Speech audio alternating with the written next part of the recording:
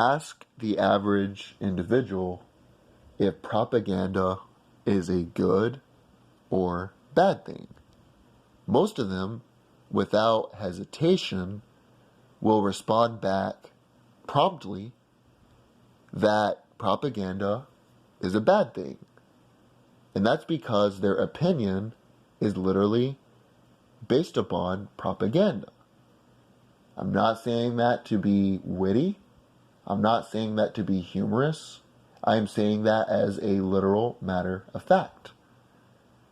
What I mean specifically by that statement is that every organization, whether it is a political organization, a religious organization, an education curriculum or organization, a corporate organization or environment, is going to use propaganda. In the public school system's curriculum, which is definitely based on propaganda, I think most people would agree, the propaganda that they make paramount in your mind is propaganda from the Nazis during World War II and the Soviets. Although propaganda itself was actually established by the Catholic Church in 1622, and the United States created a board called the Committee on Public Information, whose job it was to use propaganda to sell the United States public into accepting World War I, the United States getting into the war. Interesting enough, on that board, the Committee on Public Information, you had Edward Bernays, the nephew of Sigmund Freud, who literally wrote a book called Propaganda, believe it or not. And he is the father of modern public relations. He was on that board. But because the public school system was based upon propaganda, you only hear about the propaganda pertaining to the enemies of the United States. Now let's get into the invention of the word propaganda. It was actually created by the Catholic Church in 1622 during the Protestant Reformation. Basically, the Protestants were going into areas and trying to convert people.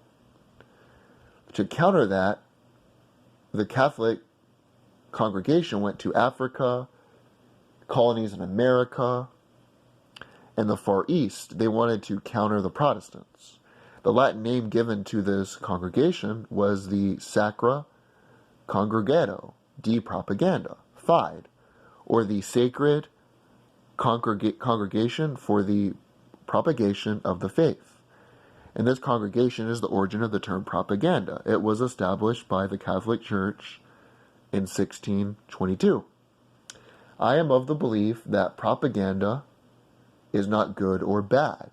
It depends if the movement, organization, or ideas that are using propaganda are important to you or not. If you agree with those ideas, that politician, that organization, that religion.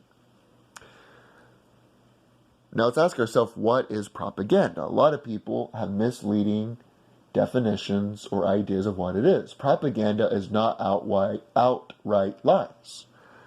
It is information, especially of a biased or misleading nature, used to promote or publicize a particular cause or point of view. A lot of it is just simply exaggerating something that is small and making it Goliath. Let me give you an example. During the Battle of Waxhawks, which was May 29th, 1780, and this was during the American Revolutionary War, just to give you a little bit of historical context, the colonists initially did not want to surrender. But when they were attacked, they threw up their arms and started to surrender. While they were surrendering, a British commanding officer named Tarleton was shot at during the truce, which made his horse fall and trap him. This really made the British troops and loyalists angry, so they started shooting at the people who were surrendering. While Tarleton, the commanding officer, had his horse trapped on him, which was dead, the men continued killing the Continental soldiers, even men who were not resisting. You had 113 men that were killed with sabers, 150 injured so bad that they could not be moved, and 53 prisoners were taken.